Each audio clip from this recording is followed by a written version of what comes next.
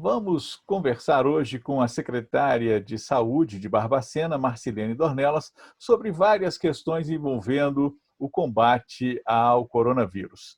E vamos começar nossa conversa explicando sobre o número de leitos disponíveis em Barbacena.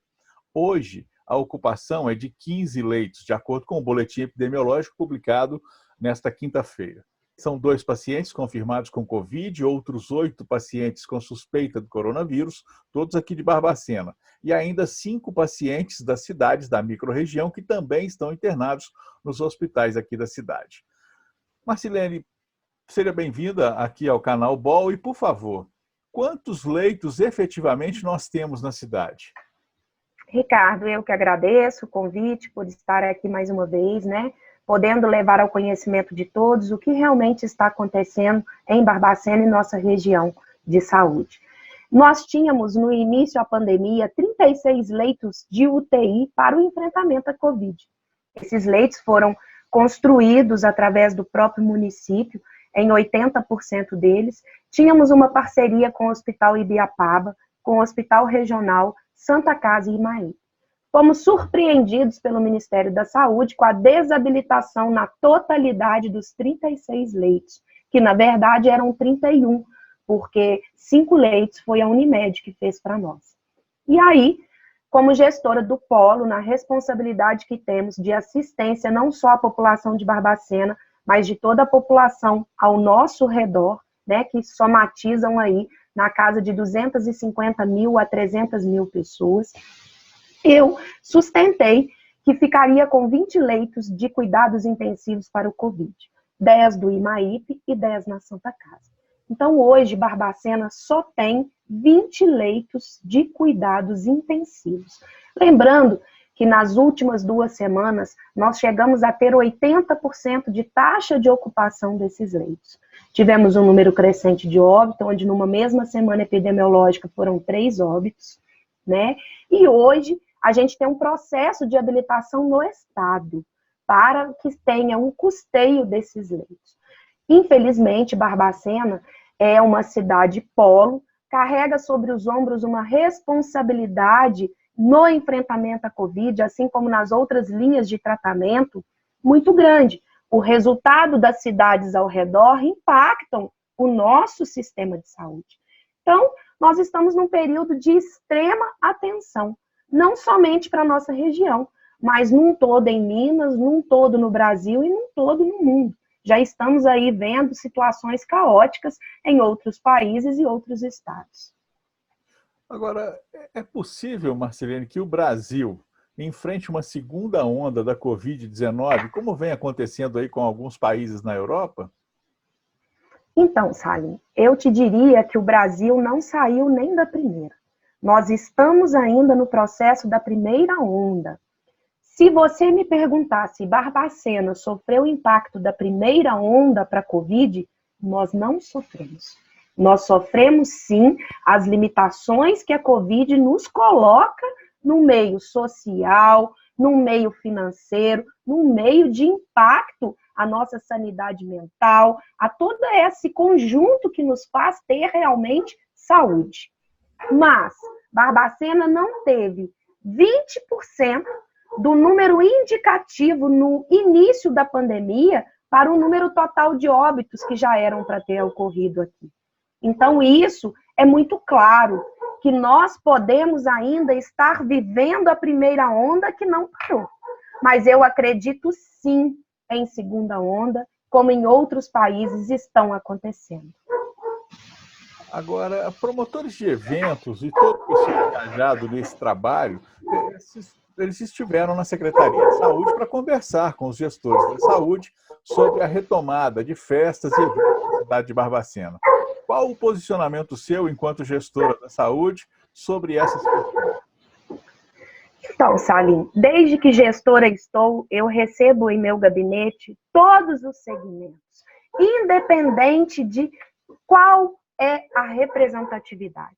Desde o paciente que está à espera de um exame, até mesmo o representante de qualquer segmento que esteja impactado com a situação da Covid.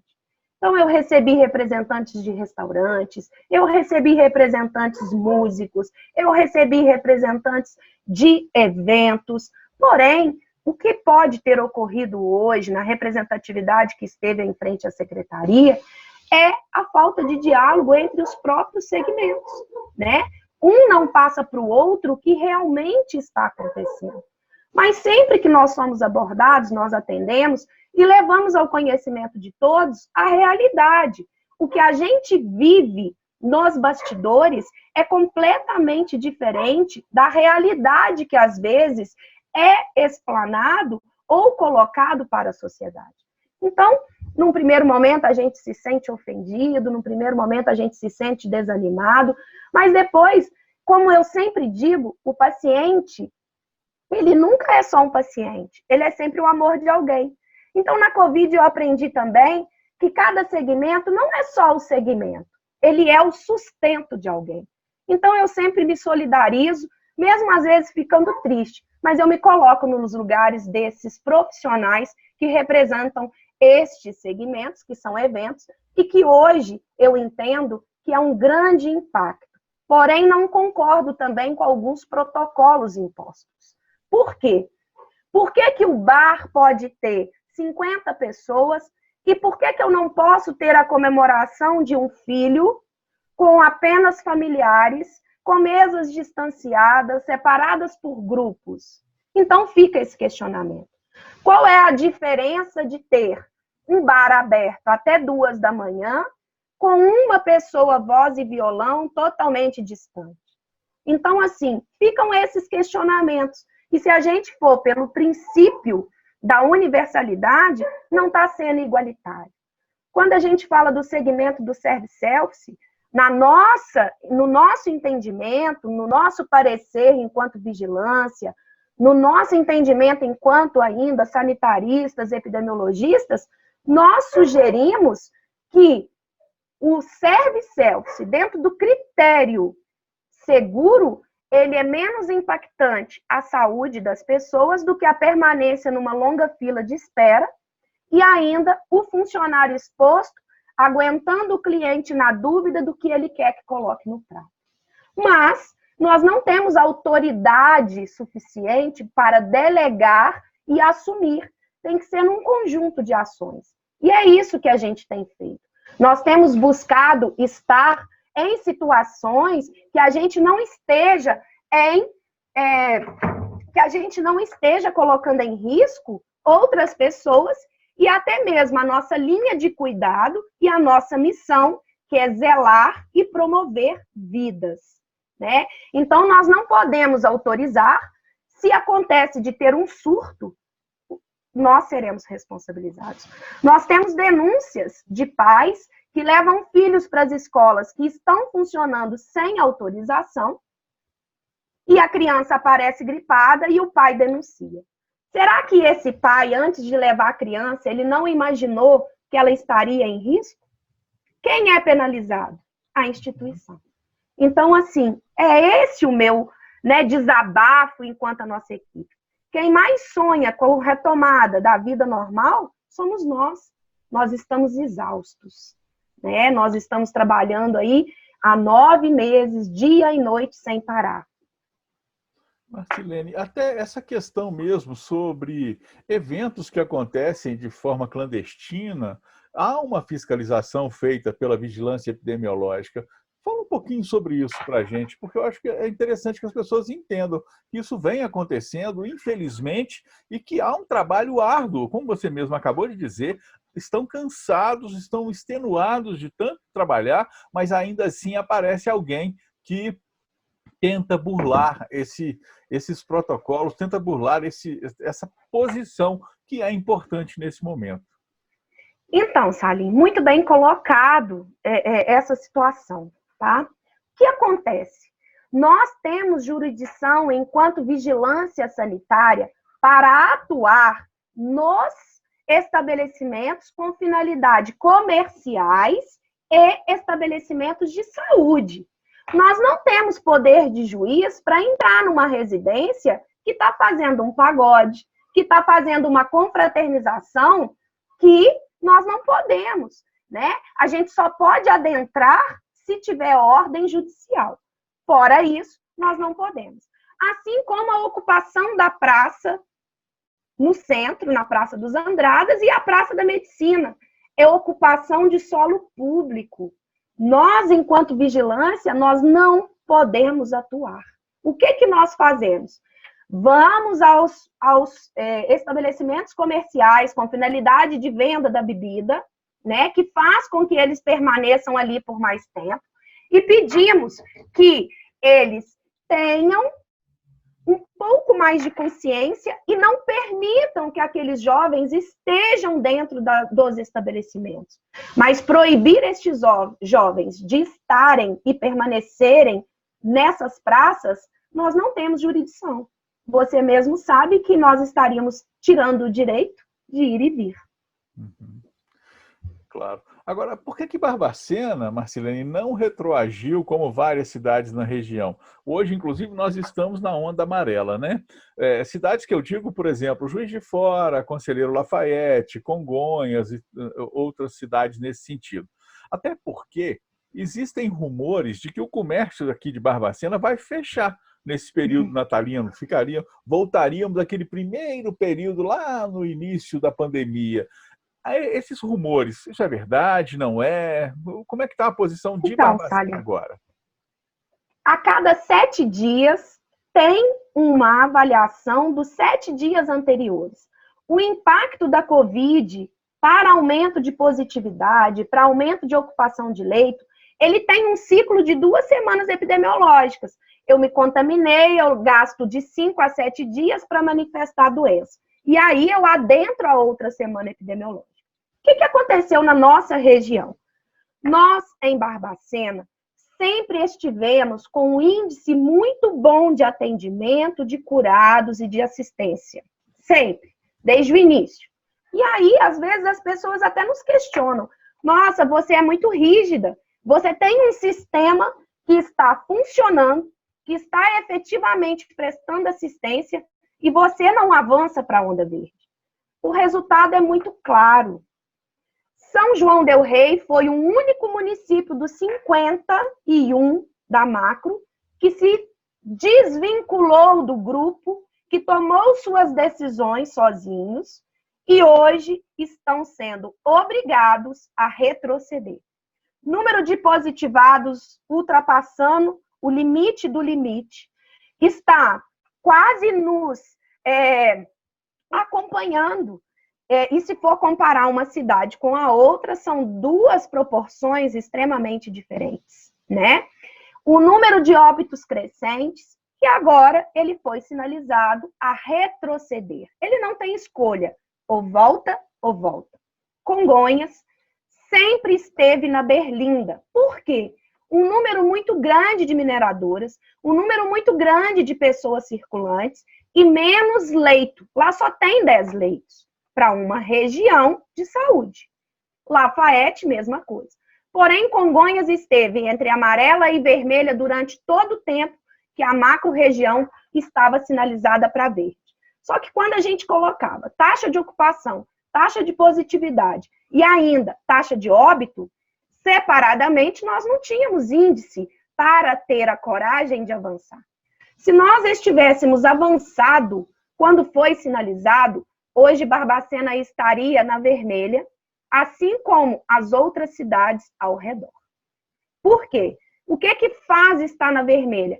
É prender todo mundo em casa e ficar com o essencial, que é o que a gente não quer.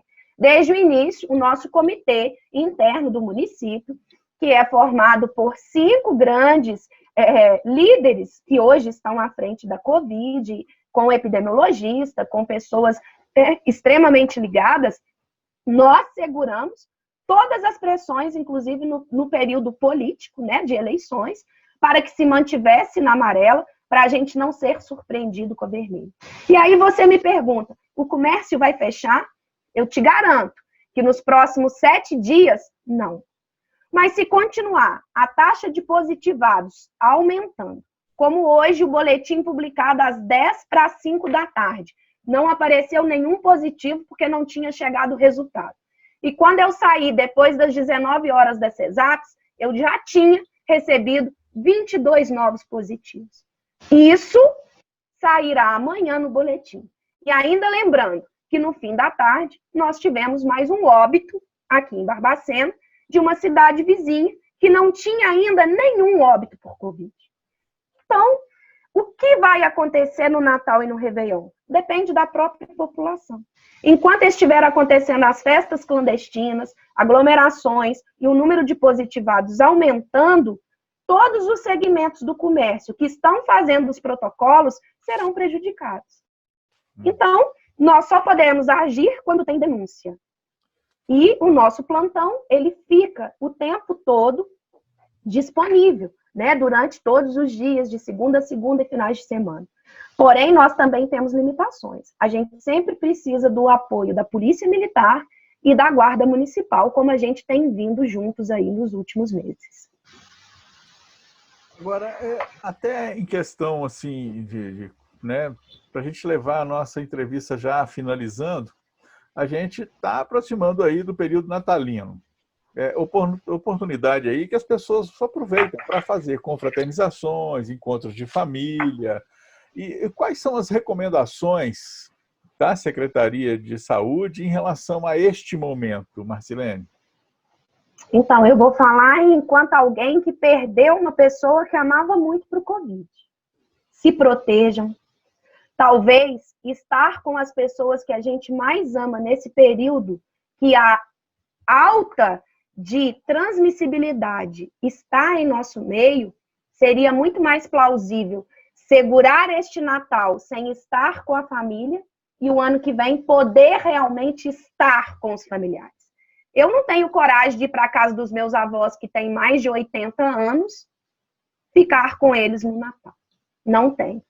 Porque a culpa de ver alguém que você contaminou indo a óbito é muito grande. E, às vezes, nós precisamos colocar em prática o que está sempre aí sendo exposto.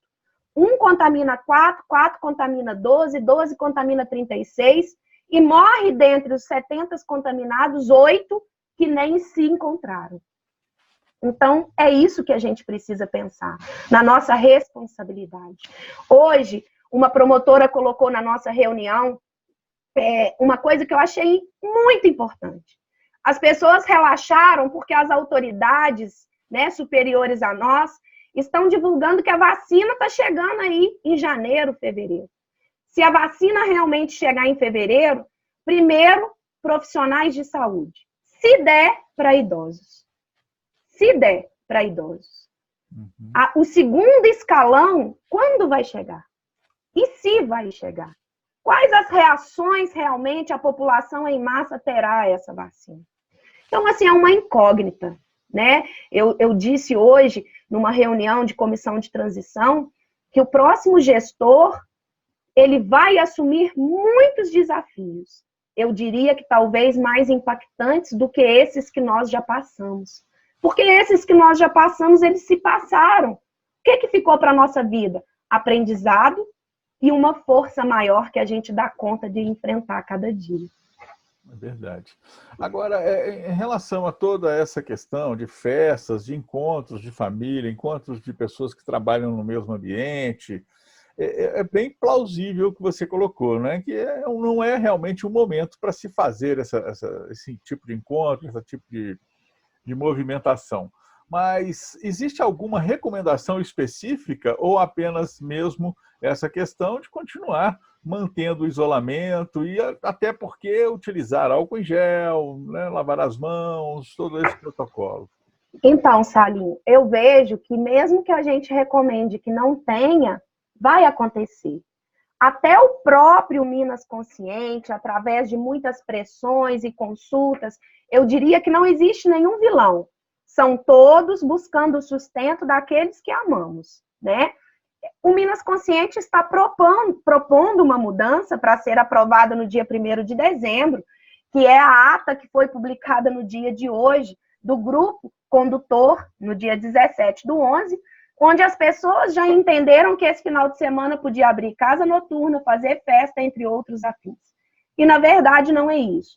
O segmento dos restaurantes, Até eu mesma orientei muitos restaurantes a entrar no site e fazer consulta para que mostrasse o outro lado e ainda eles tivessem uma resposta a nível central e não apenas da secretária de saúde com a equipe.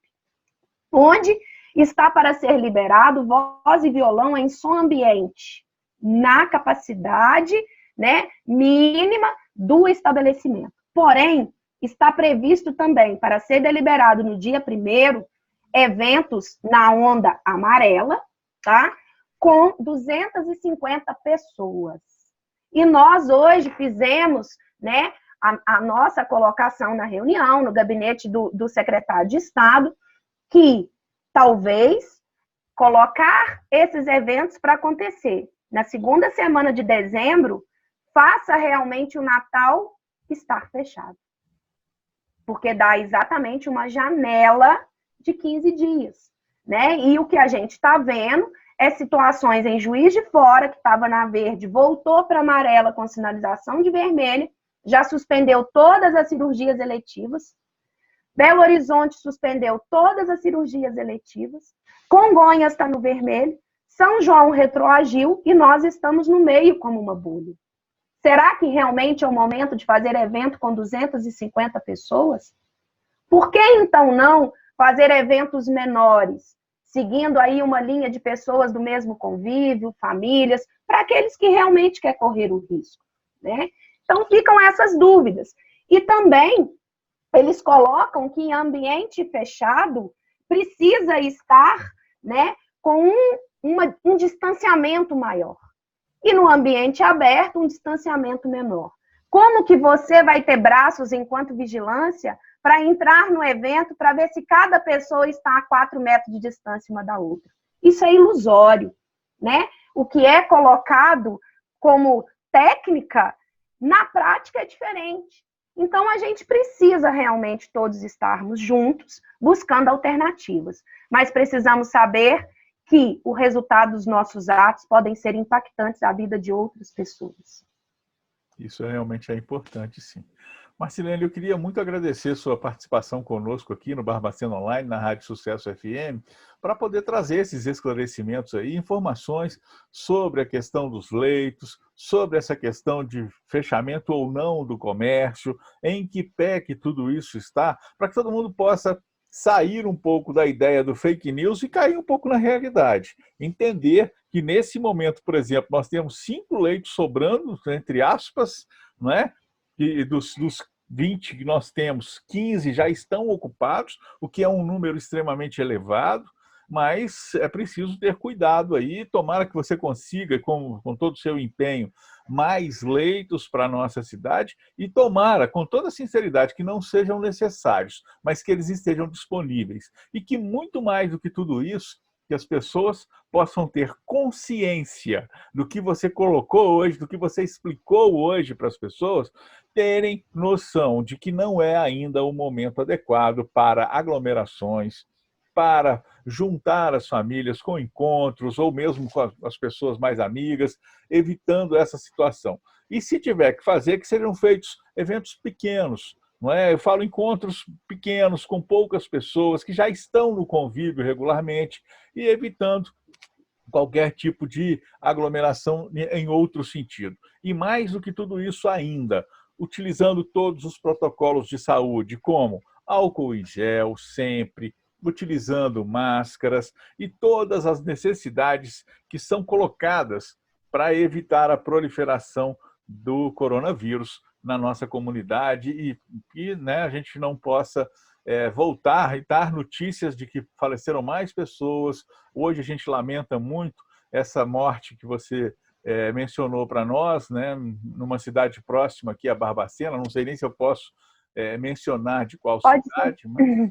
Né? Pode sim, não tem problema não. É da cidade Senhora dos Remédios, que lamentavelmente é a primeira morte naquela cidade e que a gente fica sentido de ter que falar isso, assim como, com toda a sinceridade, quando a gente falou das 24 mortes que já aconteceram em Barbacena e que a gente torce muito para que não possam ter mais mortes, que a gente possa parar por aqui e ter consciência e evitar que isso tenha proliferação. Muito obrigado por trazer esses esclarecimentos para nós. Eu que agradeço, Salim, e eu queria deixar aqui registrado que os 20 leitos que nós temos hoje é de cuidados intensivos, né?